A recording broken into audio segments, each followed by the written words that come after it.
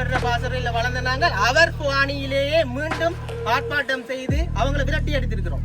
தாங்கள் நினைத்தபடி வைபோஸாக வந்த ஆபீசர் ஒரு வைபோஸா தங்களோட காய்ச்சி கொண்டிருந்தவர். ஆனா எங்களுடைய மக்கள் பலத்தால நாங்க இன்றைய தினம் இந்த தொல்லிய திணைக்களத்தினுடைய பதாதையை நாங்கள் நிறுவுவதற்கே விடவில்லை. இன்றைய தினம் போரதி பெற்று பிரதேச சபைக்கு உட்பட்ட வேதிச்சேனை, கண்ணபுரம் மற்றும் விவேகானந்தபுரத்துக்கு தொல்லியல் திணைக்களம் என்ற பெயரிலே 3 அலுவலர்களும் தொல்லிகள் இடம் இருக்கின்றது என்று சொல்லி அடையாளப்படுத்தி பல பதாதைகளும் அடங்கி இன்றைய தினம் எங்களுடைய கிராமங்களுக்கு தொல்லியல் இருக்கின்றது என்று சொல்லி அடையாளப்படுத்துவதற்கு இன்றைக்கு வந்திருந்தவர்கள். அந்த வகையிலே எங்களுடைய போரதிப்பட்டி பிரதேச சபைக்கு உட்பட்ட வெள்ளாவளி வட்டாரத்துக்குரிய கௌரவ உறுப்பினரும், பாலேரி வட்டை வட்டாரத்துக்குரிய கௌரவ உறுப்பினரும், உபதவிசாளரும், இலங்கை தமிழரசு கட்சியினுடைய உறுப்பினர்கள் மற்றும் எங்களுடைய அயல் பிரதேச சபை மண்முனை தென்னவில் பெற்ற பிரதேச சபையினுடைய சேர்மனும் எங்களுடன் இணைந்து இன்றைய தினம் எங்களுடைய சமூக மட்ட அமைப்புகள் சேர்ந்து இந்த தொல்லியல் இடத்துக்கான பதாதை அமைப்பதற்கு நாங்கள் எதிர்ப்பு தெரிவித்திருந்தோம். அந்த வகையிலே உங்களுக்கு தெரியும், தொல்லியல் திணைக்களத்தினால் புதிதாக தற்பொழுது 34 இடங்கள் போரதிப்பட்டி பிரதேச சபைக்கு அடையாளம் காணப்பட்டிருக்கின்றது. ஏற்கனவே அவங்க கூறியது, ஒரு மாசத்துக்கு முதல் கூறியது 24 இடம் இருக்கிறது என்று சொல்லி தற்பொழுது கூறுகின்றார்கள் இன்று 34 இடங்கள் தொல்லியல் இடமாக இருக்கின்றது. நாங்கள் அதுக்குரிய பதாதைகளை இன்று நாங்கள் நட வந்துள்ளோம் என்று கூறுகின்றார்கள். அந்த வகையிலே எங்களுடைய மக்களுடன் சேர்ந்து நாங்கள் இதுக்கு பாரி எதிர்ப்பொன்றை வெளியிட்டிருந்தோம். இன்றைக்கு உங்களுக்கு தெரியும், அண்மைய நாட்களிலே திருகோணமலையிலே ஒரு புத்த சிலையை கூட வைத்து இந்த நாட்டிலே வடகிழக்கிலே தமிழர்களுக்குரிய பாரி அச்சுறுத்தலாக இந்த தொல்பொருள் திணைக்களமும் பொரஸ்டும் காணப்படுகின்றது நான் சொல்ல வேண்டும். என்று சொன்னால் இந்த பொரஸ்டும் இன்றைய காணி பயன்பாட்டு கூட்டத்துக்கு இன்றைக்கு வர வேண்டிய பொரஸ்ட் இன்று வரவில்லை. ஆகவே வடகிழக்கிலே இந்த பௌத்த மயமாக்கலை துரிதப்படுத்துவதற்கு இந்த NPP என்ற பெயரிலே வந்த அரசாங்கம் முன்னைய JVP-யினுடைய கொள்கையை பின்பற்றி பலாத்காரமாக தமிழர் பகுதியிலே இந்த தொல்லியல் இடங்கள் இருக்கின்றது என்று சொல்லி இனங்களுக்கு இடையிலான ஒரு முரண்பாட்டை தோற்றுவித்து எங்களுக்குள்ளே ஒரு குழப்பத்தை ஏற்படுத்த பார்க்கிறார்கள். அந்த வகையிலே இந்த NPP அரசாங்கத்துக்கு நாங்கள் சொல்லுகிற விடயம், எங்களுடைய தமிழ் மக்கள், வடகிழக்கிலே இருக்கிற தமிழ் மக்களை நீங்கள் குழப்ப இயலாது. நாங்கள் எப்பவும் எங்களுடைய சமய புராண பூர்வீக நிலத்தை நாங்கள் தான் ஆள வேண்டும். நீங்கள் உங்களுடைய புத்தமயமாக்கல் தொல்பொருள் திணைக்களத்தை வைத்து எங்களுடைய நிலங்களை அபகரிக்க நீங்கள் கனவிலே கூட நினைக்கக்கூடாது என்றதை நாங்கள் இந்த இடத்தில் தெரிவித்துக் கொள்கின்றோம். அந்த வகையிலே இந்த தமிழ் மக்களுக்கும் ஒரு செய்தியை நான் சொல்லிக்கொள்ள விரும்புகிறேன். இந்த NPP அரசாங்கத்திலே இருக்கிற தமிழ் பாராளுமன்ற உறுப்பினர்கள், நாங்கள் கடந்த காலத்தில் ஒரு சில தமிழ் மக்கள் விட்ட தவறு, மட்டக்களப்பு மாவட்டத்திலேயும் ஒரு NPP பாராளுமன்ற உருவாக்கினோம். பிரதேச சபைக்கும் பிரதேச சபை உறுப்பினர்களை நாம் உருவாக்கியிருக்கிறோம். அந்த வகையிலே எதிர்வரும் காலங்களிலே இந்த NPP JVP போன்ற கட்சிகளுக்கு இந்த தமிழ் மக்கள் வாக்கு போட்டு இவங்களை பாராளுமன்றமோ மாகாண சபையோ இந்த உள்ளூராட்சி சபைகளுக்கோ இனியாவது நாங்கள் அனுப்பாமல் விட்டு எங்களுடைய நிலங்களை பாதுகாக்கிறதுக்கு உங்களோட நாங்க இலங்கை தமிழரசு கட்சி தான் உங்களோட கடைசி வரைக்கும் நிற்கும் என்ற செய்தியை நான் இந்த இடத்தை கூறி இன்றைய தினம் பாரிய ஆர்ப்பாட்டம் ஒன்றை நாங்கள் மேற்கொண்டு பயனாக பிரதேச செயலாளருடன் நாங்கள் தற்சமயம் உரையாடி விட்டு தான் இங்கே வந்திருக்கின்றோம். பிரதேச செயலாளரிடம் நாங்கள் கூறிய விடயம், எங்களுடைய தமிழ் மக்களுடைய பூர்வீக காணிகளில் பொது அமைப்புகளுடைய எதுவித சம்மதமும் இல்லாமல், எதுவிதமான கலந்துரையாடலும் இல்லாமல் இன்றைய தினம் தாங்கள் நினைத்தபடி வைபோஸாக வந்த ஆபீசர் ஒரு வைபோஸா தங்களோட காய்ச்சி கொண்டிருந்தவர். அவர்கிட்ட நாங்கள் எத்தனையோ தரம் தாழ்மையா சொன்னாங்க. ஒரு கதையும் கேட்காம தொல்லியல் திணைக்களம் சொன்னது நாங்க நிறுவியே தீர்வோம்னு சொன்னாங்க இன்றைக்கு. ஆனா எங்களுடைய மக்கள் பலத்தால நாங்க இன்றைய தினம் இந்த தொல்லியல் திணைக்களத்தினுடைய பதாதையை நாங்க நிறுவுவதற்கே விடவில்லை.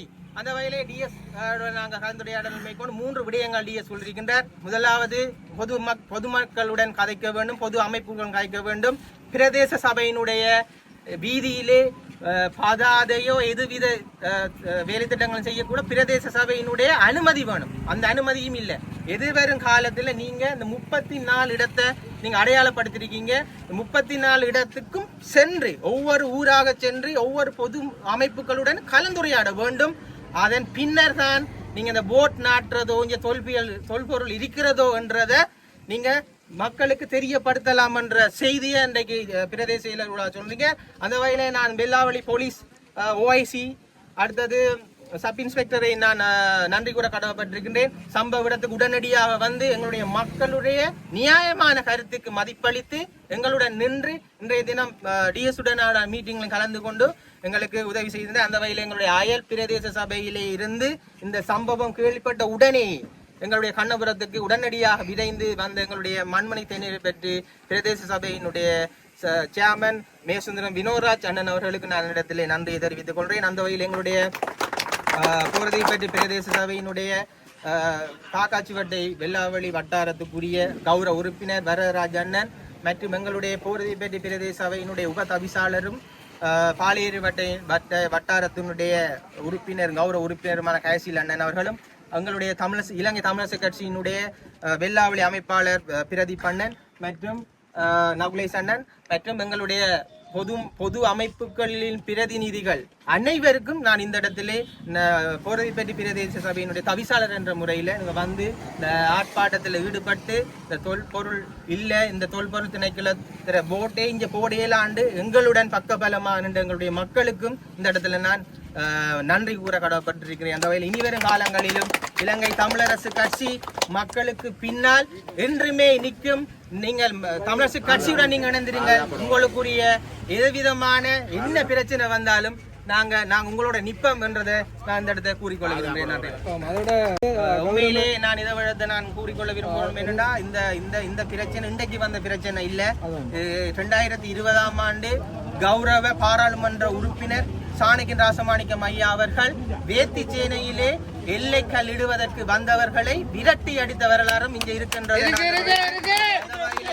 அன்றே எங்களுடைய சாணக்கியன் ராசமாணிக்கம் ஐயா அவர்கள் வேத்தி சேனையிலே இந்த தொல்பொருள் திணைக்களத்தை விரட்டி அடித்தது போன்று நாங்கள் அன்று அவர் விரட்டி அடித்ததுக்கு பின்னர் அவர் இல்லாத நேரத்தில் பாராளுமன்ற அமர்வு வரவு செலவு திட்ட விவாதம் நடந்து கொண்டிருக்கக்குள்ள இங்கே வந்து தங்களுடைய பதாதைகளை நடலாம் என்று வந்தவங்க. ஆனா நாங்க மீண்டும் சாணக்கியன் ஐயா பாசறையில் வளர்ந்த நாங்கள் அவர் பாணியிலேயே மீண்டும் ஆர்ப்பாட்டம் செய்து அவங்களை விரட்டி அடித்திருக்கிறோம். டிஎஸ் சொல்லியிருக்கிறோம். மீண்டும் வாரம் முதல் இந்த 34 அடையாளம் காணப்பட்ட இடத்திலேயும் இருக்கிற மக்கள் கிராமங்களில் இருக்கிற சமூக மட்ட அமைப்போடு முதலாவது கதைக்கோணும். அவங்களோட சம்மதத்தை அவங்க எடுத்த பிறகுதான் போரதிப்பட்டி பிரதேச சபைக்குட்பட்ட கிராமங்களுக்கு அவங்க இல்லக்கல்லிடையோ பதாதை அமைக்க வரலாம் என்று மிக வலியுறுத்தி நாங்கள் டிஎஸ் சொல்லியிருக்கிறோம். உண்மையிலே இன்றைய தினம் எங்களுடைய மட்டக்களப்பு மாவட்டத்தில் போரதிப்பட்டிலே இன்று நடந்த தொல்பொருள் திணைக்களத்தினால இந்த நிலங்கள் ஆக்கிரமிப்பதற்காக இந்த சிங்கள அரசு கொண்டு வந்த திட்டங்களில் ஒன்றுதான் இந்த திட்டம். அதிலே உண்மையில் எங்களுக்கு வெள்ளாவளி பிரதேச சபை தவிசாளர் எங்களுக்கு கேட்டுக்கொண்டதுக்கு அமைய நாங்கள் எங்களுடைய கல்வாஞ்சூட்டியில் இருந்து உடனடியாக அந்த இடத்துக்கு கள விஜயம் செஞ்சிருந்தோம். ஆனால் மக்கள் அனைவரும் ஒன்று கூடி இனி விழிப்பாக இருக்க வேண்டும். இந்த ஜிபி அரசாங்கத்தில் முதலாவது கட்டம் உங்களுக்கு தெரியும். நாங்கள் 30 வருட போராட்டத்தில் நாங்கள் அந்த போராட்டத்தை மையமாக கொண்டு வடகிழக்கில் இந்த நிலத்தை நம்ம காப்பாற்றணும் உண்டு. ஆனால் இப்போ அந்த யுத்தங்கள் மௌனித்தது பின்பு உங்களுக்கு தெரியும் ஒரு கதை ஒன்று இருக்குது. சண்டியன் இல்லா சந்தியில் நொண்டியன் சண்டியன் ஆகிற மாதிரி இப்போ பாதி ஒரு பிரச்சனைகளை கொண்டு வந்திருக்காங்க. அது எந்த விதத்திலையும் அவங்க நினைக்கிற காரியம் ஒன்று நடைமுறைப்படுத்தப்படாது. ஒரு இஞ்சி நிலம் கூட இந்த சிங்கள அரசுக்கு நாங்கள் விட்டு கொடுக்க போவதும் இல்லை. ஏற்கனவே எங்களுடைய போராட்டங்கள் மௌனிக்கப்பட்டதுக்கு பின்பு எங்கள் மக்களை எல்லாம் முன்பு திரட்டி இந்த எங்களுடைய நிலத்தை காக்கிறதான் எங்களுடைய உண்மையான கட்டமைப்பும் எங்களுடைய தூர நோக்கு சிந்தனையும். இனிவரும் காலங்கள் பாருங்கள், ஏன் நாம் தமிழரசு கட்சியை நேசிக்க வேண்டும், இந்த தமிழரசு கட்சி ஏன் நாங்கள் ஆதரிக்க வேண்டும் என்றது இன்றைய தினம் தெரிஞ்சிருக்கும். இந்த பிரச்சனைக்கு ஏதாவது ஒரு மாற்று கட்சிகள் வந்ததான்னு பாருங்கள். இந்த மக்களோட ஒன்றுடைய நாம் விட்ட பிள்ளைகளை இனிவரும் காலங்களில் நாங்கள் நிவர்த்தி செஞ்சு ஊர் ஒன்றுபட்டு அனைத்து மக்களும் தமிழன் என்ற ரீதியில் இனி எங்களுடைய ஒரு இஞ்சி நிலம் கூட பறிபோகாத மாதிரி நாங்கள் அனைவரும் ஒன்று சேர வேண்டும். இனிவரும் காலங்களில் அது ஒரு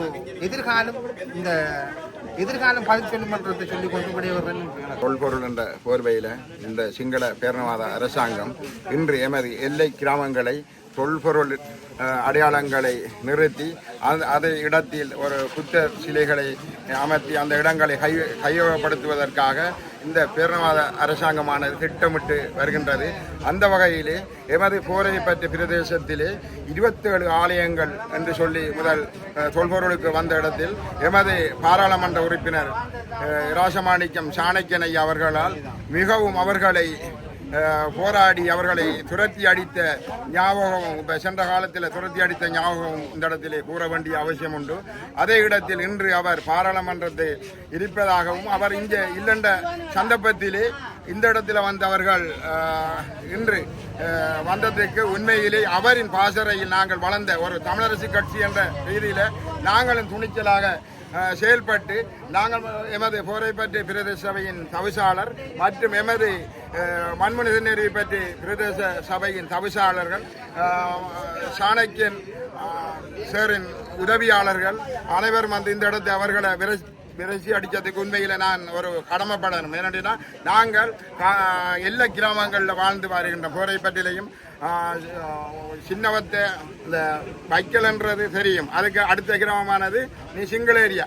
அவங்க என்னன்னா இந்த ஏரியாவில் பிடிச்ச எங்களை இடத்துல கையகப்படுத்துறதுக்காக நிறைய வேலை திட்டங்கள் செஞ்சு வராங்க. அது மட்டும் இல்லை, எங்கட எல்லை வந்து உதாரணத்துக்கு நவகிரி குளத்தில் அந்நேரம் சாசமாணிக்கம் ஐயா அவர்களால் அந்த குளம் எல்லாம் புனரமைக்கப்பட்டு எமது மக்களை குடியமர்த்தி அந்த பண்டைய காலங்களில் கூட அவர் அந்த எங்களை மக்களை காத்து வந்த இடம்.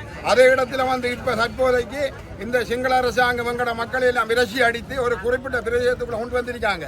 அதையும் எங்களை விரசிறதுக்காக அவங்க வந்து இப்போ தற்போதைக்கு அந்த தொல்பொருள் என்று சொல்லி அந்த வைக்கலை கண்ணகுரங் என்ற இடத்துல எல்லாம் கொண்டு வந்து எங்களை வந்து கொஞ்சம் பின்னுக்கு தள்ளுற நிலைமைகளை ஏற்பட்டிருக்கு என்று கேட்டுக்கொண்டு இந்த நிகழ்வுக்கு வந்த எமது பொதுமக்கள் உண்மையிலே ஒரு குறுகிய நேரத்துக்குள்ளே எமது மக்கள் அவ்வளவு பேரும் எங்களுக்கு ஒத்துழைப்பு வழங்கினதுக்கு உண்மையிலே நாங்கள் நன்றி சொல்லணும். அதே மாதிரி அவர்களும் உங்களுக்குரிய கட்சி என்றது இலங்கை தமிழரசு கட்சி என்றதை எமது மக்கள் யாரும் மறக்கக்கூடாது. எத்தனையோ கட்சிக்கு வாக்களித்தாலும் உடனே உங்களுக்கு இந்த இன்னல்கள் வரும்போது மக்களோடு மக்கள் போராட வேண்டிய ஒரு சக்தி வந்து தமிழரசு கட்சி மட்டும்தான். அது உங்களால் மறக்கிறாது.